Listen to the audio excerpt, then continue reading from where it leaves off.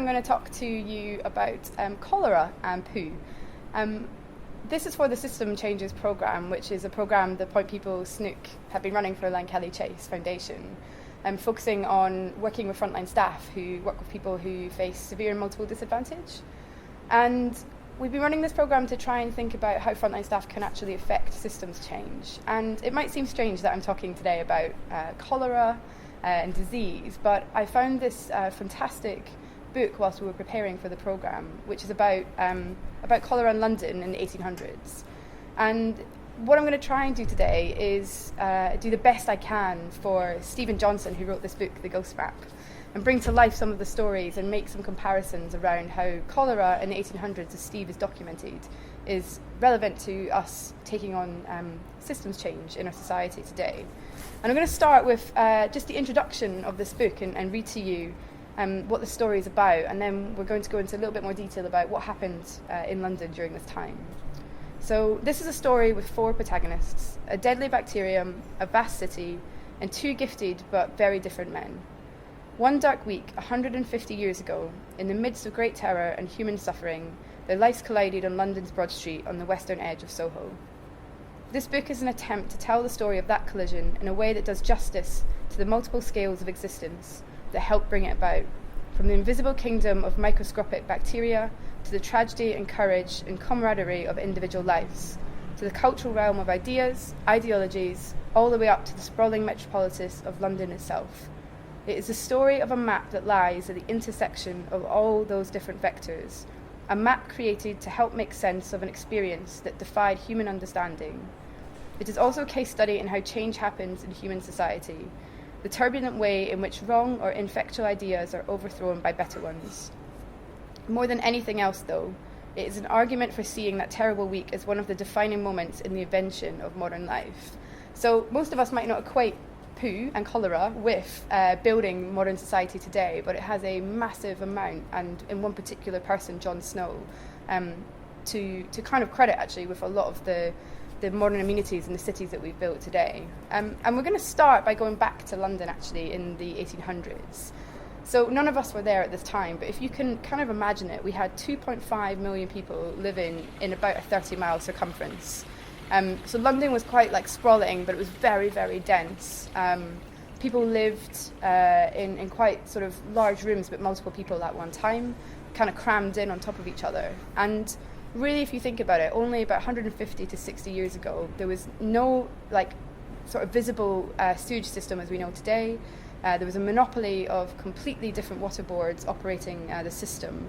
And there wasn't anybody collecting sort of public health data that we could use to actually inform the policies and practices that we had at both a government level and the services on our street. And what had happened, because there was no kind of properly defined master plan for a sewage system and it wasn't in place, we had this kind of informal, bottom-up set of services that had come into play. So you had people who were night soil men to tanners who were cleaning out these 200,000, cesspools across London.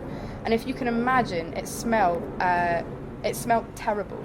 London smelled completely awful, and it became actually a national and citywide issue to try and deal with this. And I like this quote from the book, which talks about the importance of the jobs that these people did. And it said, the removal of waste from a town is one of the most important social operations. And I want you to kind of keep that in your mind as we go through this talk today. But what I'm going to go back to and really root this story in is around Broad Street in London. For those of you who know London, you'll still know that the John Snow pub exists there today, and we'll centre it around his role within Broad Street. But there was a mixture of classes. You had working class, people crammed into small rooms. You had sort of upper middle class as well. A lot of urbanists and sort of scientific heads working in and around there. Marx even stayed there for a while. And you had a whole kind of plethora of different services and businesses operating there, from manufacturing, factories to local pubs, opticians, doctors. So it was a really, really, really bustling area. And there's 2 people that we can come right back to at the start of this story, and they are Thomas and Sarah Lewis. And I don't think they've now obviously passed away because it's 150 years on, but I'm not really sure they ever knew that they would have a big part to play in the building of modern society today. But both Thomas and Sarah had 2 young children, and one of them died at a really young age. And the other baby, the second baby, is really where we root our story in cholera. And the way in which people used to deal with waste was to, with any water that they had in the house, they would throw it out the window and it would enter into the cesspool. So you had human waste out on the street and in cesspools. You had contaminated water from us washing and throwing buckets of water on ourselves out on the street. And poor Sarah Lewis, we think, and it has been traced back, is the person who infected some of the water pumps down in Broad Street, where we'll lay our story later on. So if you don't know what cholera is, I'm going to give you a really read-out scientific definition. Cholera is an infection of the small intestine by some strains of the bacterium Vibrio cholerae. Symptoms may range from none to mild to really severe and eventually cause death. The classic symptom is that large amounts of watery kind of diarrhea will leave your body, and this will kind of last for a few days, and if it's not dealt with, can lead to eventual death. We have things like vomiting and muscle cramps will also occur, and it leads to kind of severe dehydration. Really, I think what was quite confusing is that people at the time had a very different belief around how you actually cured in cholera, and many believed that you shouldn't give people water, which in fact was the complete opposite. You should rehydrate people to bring them back to wellness. So at that time, we know that cholera now and today, because of science and people like Jon Snow, that it's waterborne. But at the time, there was a collection of people that we know to be miasmatists. And that wasn't just a collection of people, that was an entire society that believed that cholera was airborne. I think a lot of this is because of the smell, and a lot is to do with the way that the media actually portrayed how cholera was carried. So at the time, you had a lot of newspapers like the Morning Chronicle, which was founded around the late 1700s, and writers like Mayhew, who used very descriptive language in making you make an association as a member of the public between cholera and smell. There's one quote actually from the Morning Chronicle, which I'm going to read to you, which really gets across this embedding of an idea into society around cholera being airborne. And Mayhew wrote this: on entering the precincts of the island in London, the air literally has the smell of a graveyard. So you can start to see why people really thought this to be true. This didn't just really apply to the people who were reading the newspaper and the public. This went right the way up to government. So one of our protagonists is Benjamin Hall, and Benjamin was made the president as the Board of Health in the UK. And his job was really to kind of establish and continue the Nuisances and Removals Contagious Diseases Act. But Benjamin was also a miasmatist himself, and what you can see is that media and people's perceptions and what Freud calls an over-determinization of an ideology and an ideal can go right up to government and be intercepted into our policies. So I want you to kind of hold on for that kind of thinking for a while, because we'll meet Sir Edwin Chadwick as well. So this is Sir Edwin. And he was a pretty cool dude. So he was really into social reform and standing up for people who lived in poverty, trying to kind of reform poor laws and care acts, and also improve sanitary conditions for these groups of people. And Edwin Chadwick was actually given the task to start rethinking sewage in London and pull together this idea of master planning, how that might come about. Unfortunately, Edwin was also a miasmatist, so part of the over-determinization that cholera was airborne. So you kind of begin to enter and start to see that even government can think this way and think wrongly when we don't have the right scientific evidence and data to back this up, and also, which we'll see later on, qualitative evidence to back up actually what the truth is that cholera was waterborne. But let's just pause for a second and think about the redesign and the master planning of a massive sewage system across London, which was and is one of the biggest and best designs of all time. And if you look at the time of the different people who owned and worked in and around London in terms of water boards, boards who looked after pavements, it was incredibly complex. And I think this is something we need to, which is really relevant actually to systems change, is looking at the ownership of who owns and looks after what part of a system. if you take actually at the time in the 1800s, even just the Strand, it had 9 different pavement boards who looked after different sections of the pavement. So everyone had a really fractal view of what the issues were with that pavement and that walkway, and nobody really worked together to actually say, well, how do we fix this in its entirety?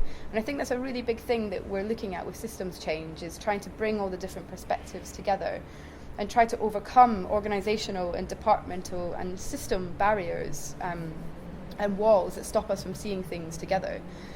And water was the same. There was lots of different water boards who looked after different bits of the system and never really collaborated together on, you know, how that should work better. And I love this quote, and I think it really just like sums up how much this is a human problem, not really just like a technical or engineering problem. So from the book, it talks about Chadwick's design project, to take on a project as epic as building an integrated metropolitan sewer system would require more than engineering genius and back-breaking labour. It would need a revolution in the power dynamics of city life. The bottom-up, improvised recycling of the scavengers would have to give way to the master planner of Edwin Chadwick. And I think that quote around it would need a revolution in the power dynamics of city life is really what we need to kind of focus on. A lot of change is about people and how we work together, and not necessarily always about the technical detail or the data, although that plays a really big part in this. So hopefully that sets the scene for you. 1800s, London is bustling, it's really crammed. We're not really dealing with sewage properly. There's a lot of informal services and people at the top of government who are working on different acts and policies to try and actually look after people have really the wrong belief around how cholera is shared.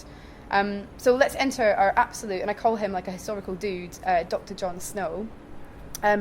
He is amazing, and he's one of our main protagonists in this story. And we can actually credit John with being pretty much one of the major roles in actually producing the evidence that cholera was waterborne and helping us establish our modern world today.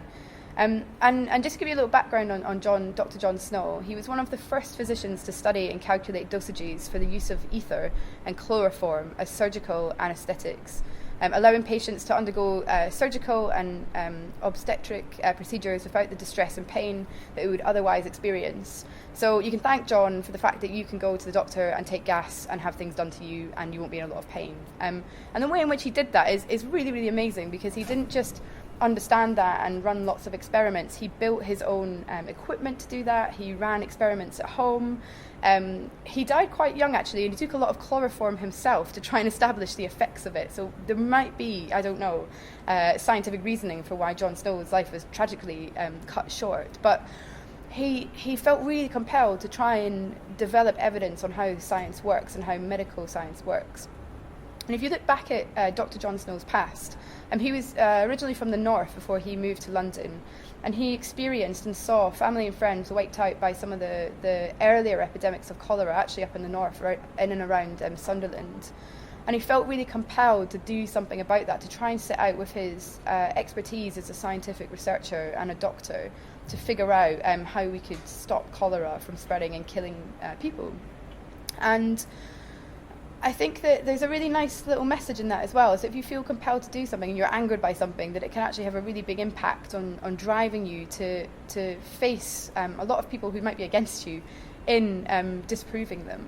And so what John Snow did is if you'd gone to visit his house in the 1800s, he had lots of little bottles and jars of poo, which he tried to run experiments on, looking for different things inside it. And he didn't really come to any necessary conclusions with that scientific research. But what he knew he had to do was to try and understand and find further evidence to disprove the miasmatists and society at whole, around like really looking into detail about how people consumed water in some of the areas that were being wiped out by cholera in London. And he found that really difficult to do because he wasn't from the local area, and because a lot of data, qualitative data like that didn't exist, and because a lot of people who he wanted to investigate had actually passed away from cholera, it was really difficult for him to track what water they'd been drinking, from where, and kind of undertake that research. So now I'm going to introduce our second protagonist. That's William Farr, who is also quite a dude in historical terms. So William Farr was responsible for the collection of official medical statistics across England and Wales. And before Farr's work in England, there was no record or collection of data that highlighted where people were dying and from what cause. So this data that Farr was able to gather was perfect for John Snow to start using in his investigation and research into cholera being waterborne. There's something that's really important to mention at this point, is that we've talked already about how the strand separated different people operating parts of the pavement. And we discussed very briefly that waterboards were responsible for where people got their water from as well. And there was a lot of investigation going on at the time with the statistics starting to come out, which were in the Chronicle every morning that John Snow picked up, into actually almost the backstage of how the walls between different parts of the waterboards where they were servicing existed, what the condition of them were, basically everything that was going on underground as this master planning was taking off. And what they found, and John Snow found, is that there was two main waterboards that people were taking water from, where the majority of the deaths that were caused by cholera, informed by Farr's data, were coming from. And that was Southwark and Vauxhall and Lambeth, where people were drinking from. And Dr. John Snow used Farr's data to sort of really focus down a little bit more on where he might do some more of that qualitative research. So actually digging deeper on the stories behind where people got their water from and what they were drinking.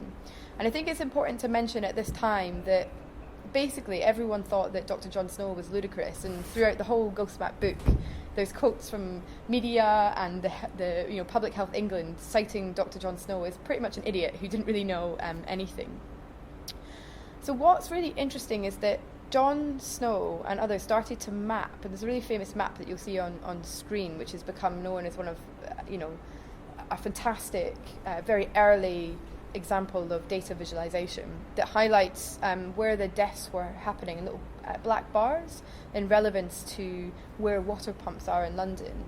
And this kind of created like a new vantage point for people to really think about trying to capture some of those qualitative stories of where people were passing, where they were taking water from, what pumps, and how that worked. So I want you to hold that in your mind as well. And what Snow found, and we'd found this from his previous research, is that a lot of people who had died were unable to tell them where they'd taken their water from.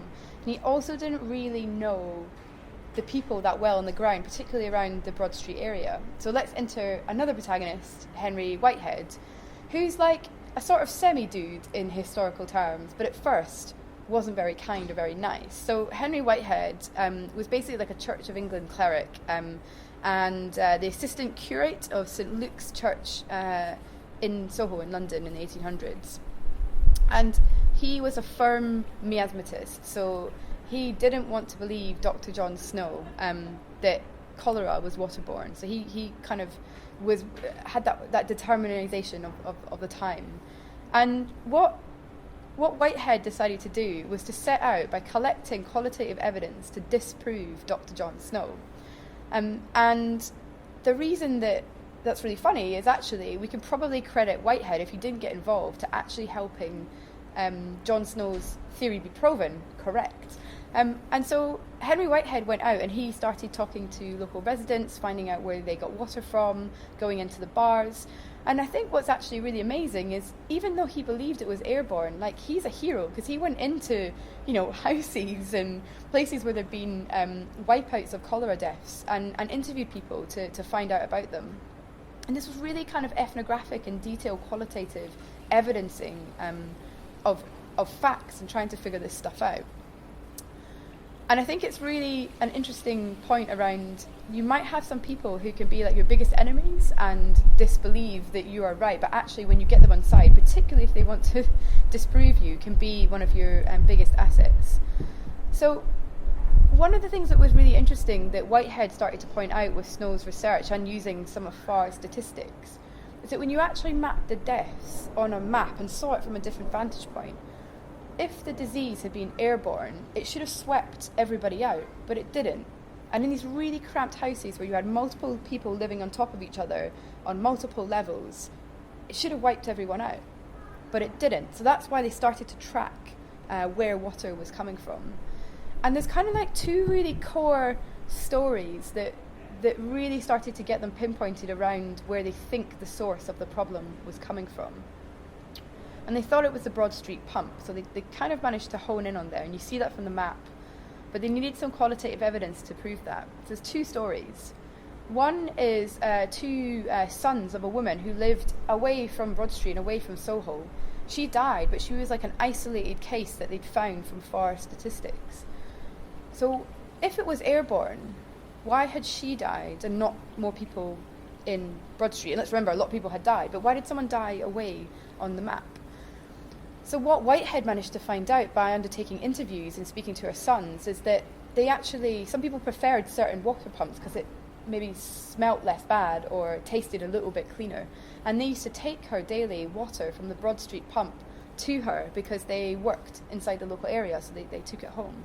So there was a connection there, and that was a real kind of light bulb moment for them. So doing a little bit more investigation, they went to speak to the local factory close to Broad Street, and they found out that none of their staff had died, not one of them, even though they lived, worked, drank in the area.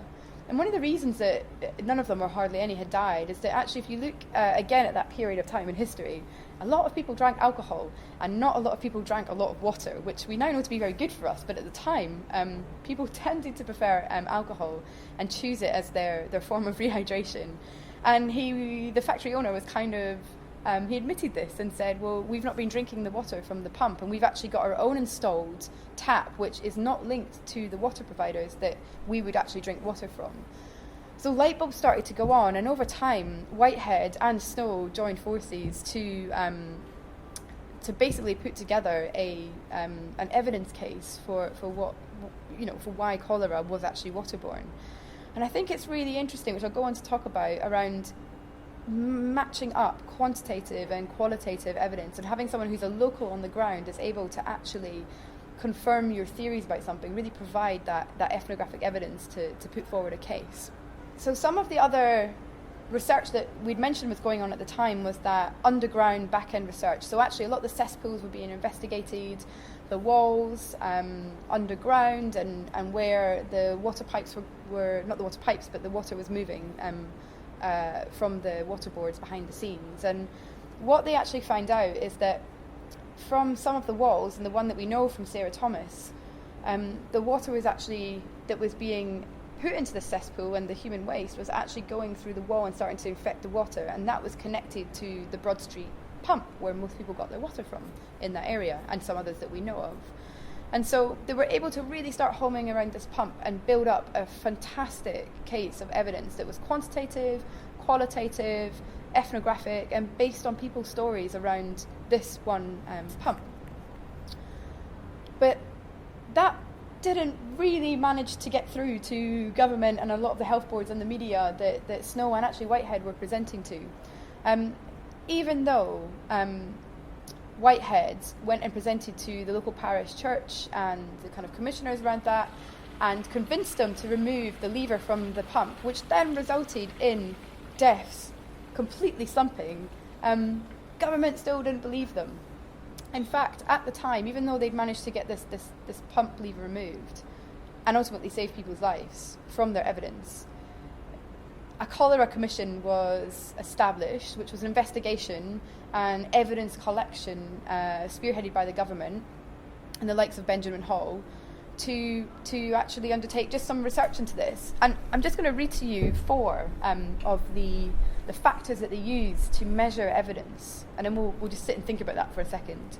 So one was mapping atmospheric pressure. So they were trying to measure the air. The second was the amount of rain falling. The third was the state of the clouds and the movements. And the fourth was wind speed and wind direction.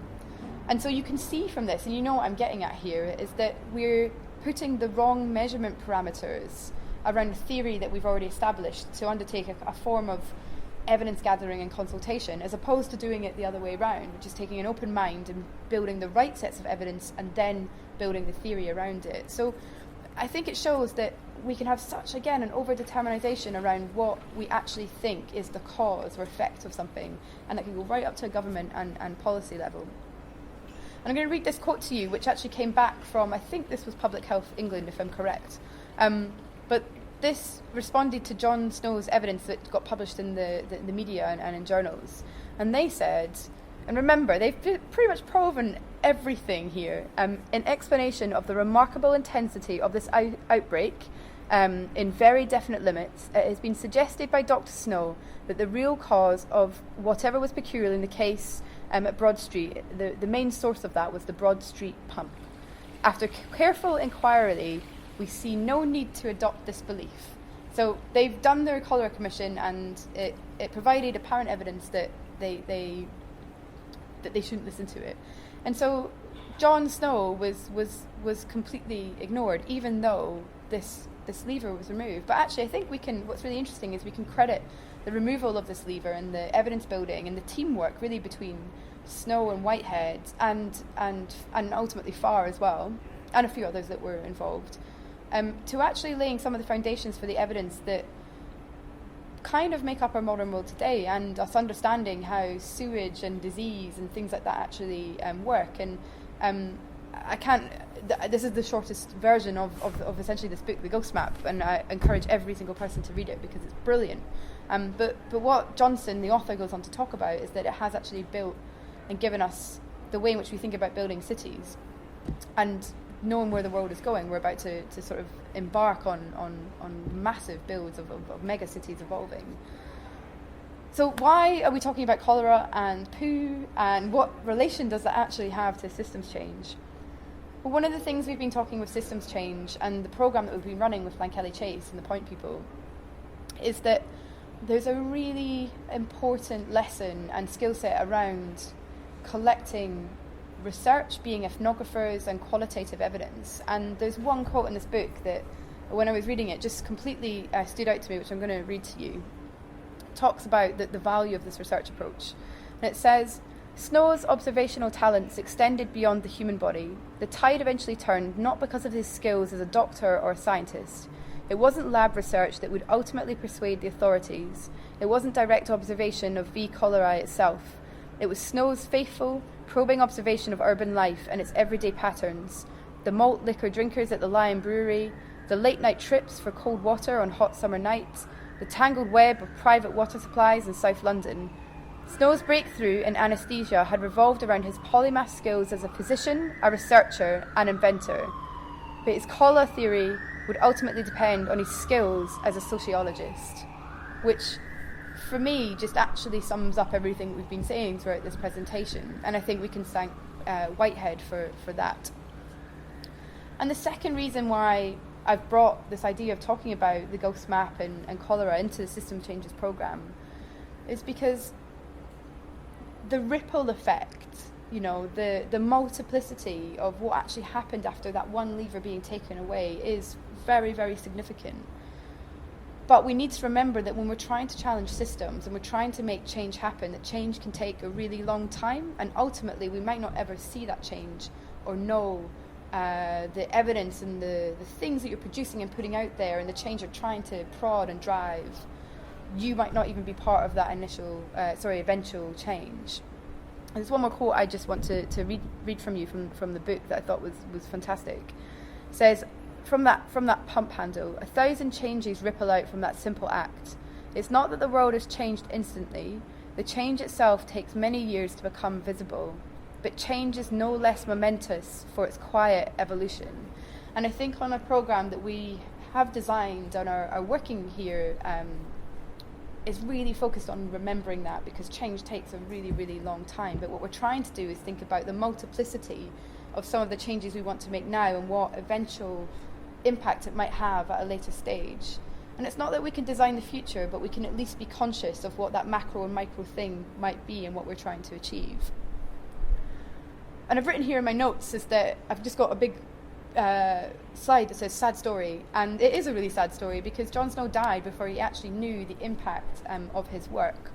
But the reason why Whitehead went from not zero but okay guy to total hero is the fact that he did champion Snow's work. And eventually, and inside this book you can read, there's sort of a little bit of backpedaling from the media and the health board about how actually Snow's theories were correct, in fact. Systemic change takes time, and it can also be quite hard to measure in terms of the macro impact that something might have. But by making lots of small changes, and quite literally speaking, knowing what levers to pull at what time across a system, you can actually begin to design that change. So when I started this talk, and you might have been listening to it, and if you stuck with us the whole way, you might be thinking, why did we start with poo and cholera? But there's lots of things we've learned from that story. I think this concept of multiplicity, of lots of things happening from lots of small things, lots of levers being pulled. We've talked a little bit about the pace and change of impact and how change can take time. We've looked at social sciences and ethnography and how building evidence to build a picture and lots of sources can actually contribute to making change happen and really challenging quite stern beliefs in a way something should be done or a way a certain thing happens and has happened historically.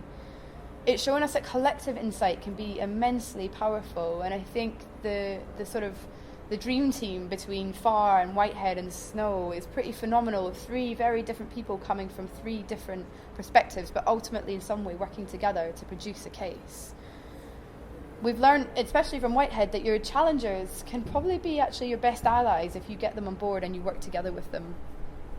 We've seen that stories matter, and while quantitative data can be immensely important to show us how much something might save or pinpoint us to a certain point to focus on, the qualitative, even stories, can really drive change forward because it can help us understand what actually happened and the minutiae detail of something. We've seen from the maps that you've seen on the screen is that visual presentation and methodologies around that can be immensely valuable in changing our viewpoint and giving us new vantage points to see something from a different perspective. And I think finally that determination, and that Freudian term, it's a great term because it describes a super strong mentality of a group of people, but you can challenge that. It is possible, and I think this story exemplifies that, because everywhere you looked, as we saw from the Chronicle to the government to the commissions they were putting out, were focused on really using language and evidencing one thing, which is cholera was airborne. So let's think about this. When we're designing for systems, we should be consciously designing the micro and the macro at the same time. And all the things that we've seen in the story, we can borrow from the methods and the mindsets used. And I think really use the story as a way to remember that this stuff is hard, but we can design for it. So that's me, that's cholera, that's poo, that's systems change, and I think it's a great story. I'm going to not plug my own book, but plug someone else's.